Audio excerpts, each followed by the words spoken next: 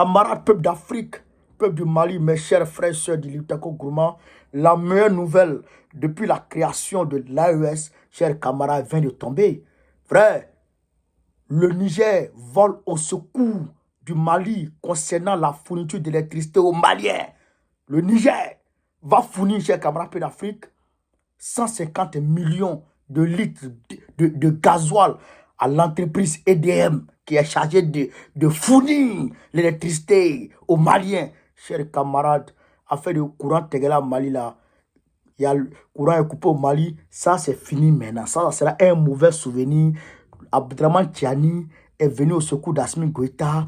Eh bien, tout est réglé, tout va rentrer dans l'ordre incessamment. On écoute cette vidéo, vous n'allez pas croire. C'est pourquoi on dit l'Africain peut aider l'Africain. On n'a pas nécessairement besoin de Waworo pour nous imposer leur dictat. On écoute cette vidéo, j'ai camarade d'Afrique. Ce contrat de commercialisation porte concrètement sur quoi? C'est sur la fourniture de gasoil à la société EDM, l'énergie du Mali.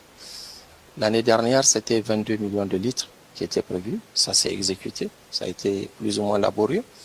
Cette année, ça va être 150 millions de litres qui vont être acheminés.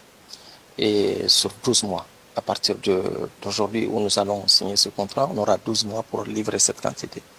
Maintenant, comment livrer cette quantité de façon fluide afin que ça se répercute sur la desserte de EDM, c'est ça que nous sommes en train de régler. Ce sont ces détails-là. La signature va commencer, va être faite aujourd'hui. Mais les premières quantités, évidemment, c'est dans les prochaines semaines qu'elles vont arriver, parce qu'il y a toute la logistique qu'il faut mettre en place, et c'est l'objet d'ailleurs de l'équipe qui est actuellement en train de travailler. Toute la logistique va être mise en place pour que, effectivement, les choses se passent très rapidement et que cela se ressente dans la fourniture de l'énergie par l'EDM.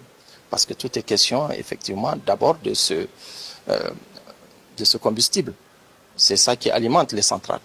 Et tant qu'il y a des difficultés dans l'approvisionnement de ce combustible, ça va se ressentir sur la desserte. On a une raffinerie qui est à Zender et c'est à partir de ça que nous faisons cet approvisionnement. Ça n'a rien à voir avec ce que nous sommes en train de faire actuellement, qui a commencé, l'exportation du brut. Mais dans ce cadre-là, et j'en ai informé son Excellence le chef de l'État, le président Tchani a demandé rapidement de mettre en place une raffinerie, une nouvelle raffinerie qui va se trouver à peu près 139 km de Niamey. Alors qu'actuellement, la cargaison qu'on prend, on la prend à peu près 950 km de Niamey.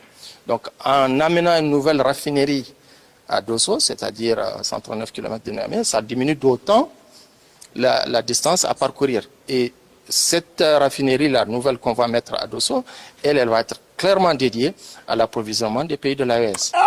Que ce soit en gasoil, en jet, tous les autres produits. Et ça, c'est vraiment dédié à ça. Et j'en ai informé le chef de l'État qui en est très satisfait. Et donc, je lui ai déjà dit que les termes de référence sont prêts. À mon retour avec le chef de l'État, nous allons avancer sur ce projet-là. Nos efforts pour faciliter les choses entre nous, on le fait. Et où on peut aussi utiliser cela pour influencer à l'extérieur, on le fait. Et donc, c'est pour ça qu'il faut mettre en commun nos relations. Parce que vous savez, dans la situation où nous sommes, la solidarité pour ces pays de l'AES, ce n'est pas une option. C'est une obligation. C'est une obligation. Nous l'avons compris, tout le monde l'a compris, et c'est à cela que nous travaillons. Hey, Tchani, non, viens, tu étais où? Tu étais où depuis là?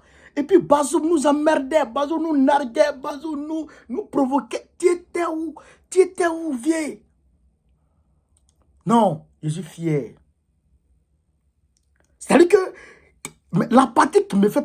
Il va construire une nouvelle raffinerie qui sera dédiée à l'AES seulement. Non, viens, attention, c'est pas les 3 pays seulement. Hein. Nous, on arrive. 2025, là, nous, on arrive. Nous, on prend le pouvoir.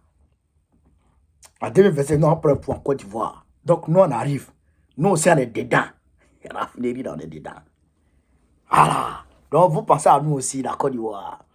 Le Sénégal aussi, ça va. Voilà. Donc, vraiment, je suis très content. Viens, Vraiment, bravo. Bravo à vous. Chers camarades maliens, bon, aga dogu bana. Courant tegen, c'est fini maintenant.